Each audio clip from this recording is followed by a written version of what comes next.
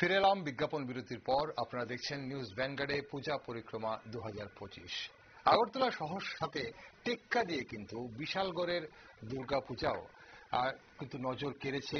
প্রত্যেকবার কিন্তু সেখানে বিগ বাজেটের কিছু পুজো হয়।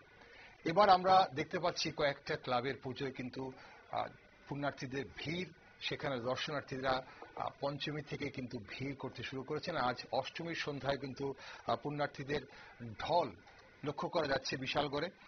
সাংসদ রাজীব ভট্টাচার্য আজ বিশালগড়ের বিভিন্ন ক্লাব পরিক্রমা করেন। উনি পৌঁছে যান বিশ্বপ্রিয়া ক্লাব ও প্রগতি সংঘে। সেখানে বিশ্বপ্রিয়া ক্লাব এবং প্রগতি সংঘের মায়ের মণ্ডপেও কিন্তু দর্শনার্থীদের প্রচুর ভিড় লক্ষ্য করা যাচ্ছে। কি বলছেন সাংসদ রাজীব ভট্টাচার্য, চলুন আমরা শুনে নিই।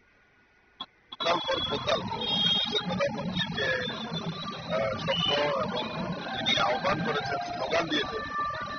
আমরাও দেখলাম যে আমাদের এই ত্রিপুরা রাজ্যের প্রসিদ্ধ যে বাঁশ, এই বাঁশ শিল্পকে কাজে লাগিয়ে তারা এই দুর্গা প্রতিমার প্যান্ডেল তৈরি করেছে। আমি ধন্যবাদ জানাই সক্রিয় ক্লাব কর্মকর্তাদেরকে, তারা আমাদের এই প্রকল্পের যে স্লোগান।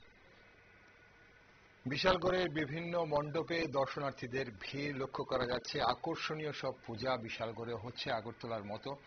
এবং শুধু বিশালগড় নয়, শুধু সিপাহীজলা ত্রিপুরার নয়, আগরতলা থেকে উদয়পুর থেকে কিন্তু বিভিন্ন, এমনকি সোনামুড়া মেলাঘর থেকে কিন্তু বহু দর্শনার্থীরা বিশালগড়ের পুজো দেখতে আসেন।